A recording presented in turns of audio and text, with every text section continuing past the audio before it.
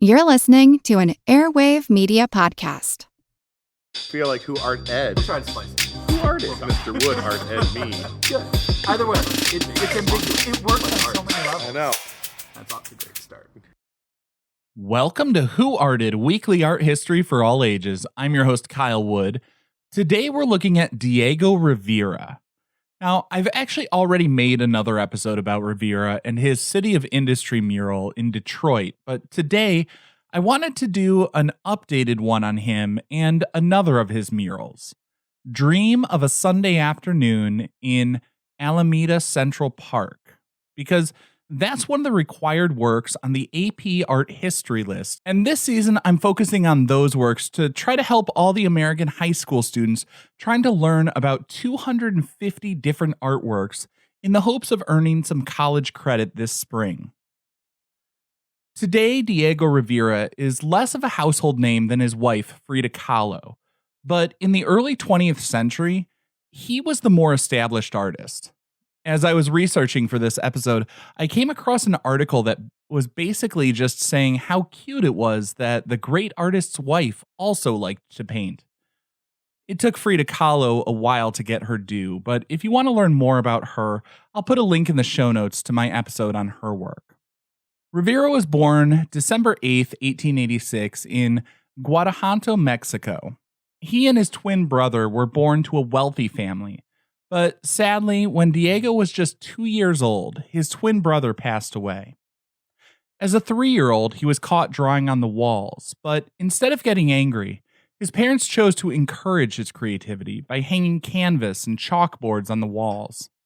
He would go through a lot of canvas in his life, but ultimately, I suppose it was his work directly on the walls that he would be remembered for. When he was 10 years old, Diego Rivera earned a scholarship to study art in Mexico City. After completing his studies at the Academy of San Carlos in Mexico City, he went to Europe to paint and continued developing artistically. He became friends with Modigliani, he was influenced by artists like Cézanne, and he embraced Cubism, although he came to despise Picasso, who he said ripped him off. In fairness to Picasso, he painted over the bit that Diego Rivera claimed was copied. In fairness to Rivera, a number of artists were said to cover their works when Picasso came to visit their studios. Ultimately, the most impactful experience of Rivera's European study had to be his time in Italy, where he saw numerous Renaissance frescoes. For those of you who are unfamiliar with the term, a fresco is a wall painting, but it's applied to wet plaster. Basically, an artist would start the day by applying a bit of plaster, and then they would paint into that. The pigment would then soak into the plaster, so it became a part of the wall rather than just a top coat sitting on the surface. The technique is very labor-intensive, but the hard work pays off, as a properly constructed fresco will hold up for a very long time. If it's protected from the elements like water damage, a fresco can last indefinitely. And that's because as the plaster sets, the pigments are drawn down under the surface, and a very thin coat of a calcium carbonate rises up to the top, which protects those pigments with a very strong bond that won't yellow over time the way that some varnishes and other protective coatings might.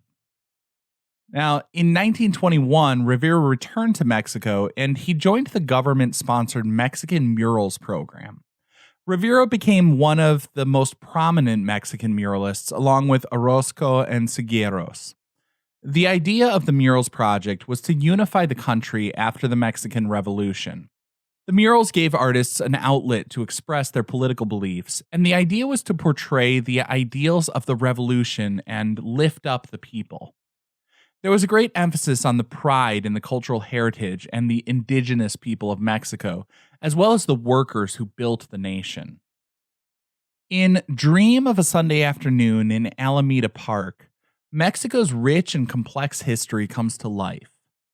It's a slightly surreal and thought-provoking composition. This massive mural, set in Mexico City's largest park, invites viewers to take a stroll through 4 centuries of Mexican history, Hundreds of characters from different eras mingle in a dreamlike atmosphere. The first thing that draws me into this picture is the color. The vibrant and lively scene is filled with colorful balloons, impeccably dressed visitors, and diverse vendors showcasing their wares. But beneath the surface of beauty, a darker side reveals itself. Amidst the joyous atmosphere, there's a confrontation between an indigenous family and a police officer, depicting the ongoing struggles faced by marginalized communities. In another haunting image, a man shoots into the face of someone being trampled by a horse, symbolizing the violence and turmoil that marked Mexico's history. And just in case all of that was too subtle, in the midst of the chaos, a sinister skeleton known as La Catrina smiles knowingly at the viewer, hinting at the fragility of life. While Rivera did not officially join the surrealist movement, his approach to this mural reflects the spirit of surrealism. Surrealists like Salvador Dali explored the realm of dreams as a means of artistic expression. Dreams, being deeply personal and often strange, allowed artists to combine seemingly unrelated elements and create unexpected juxtapositions. In Dream of a Sunday Afternoon on Alameda Central Park, Rivera employs his technique of bringing together historical figures such as Herman Cortez, Sor Juana, and Porfirio Diaz, who represent different periods and influences in Mexican history.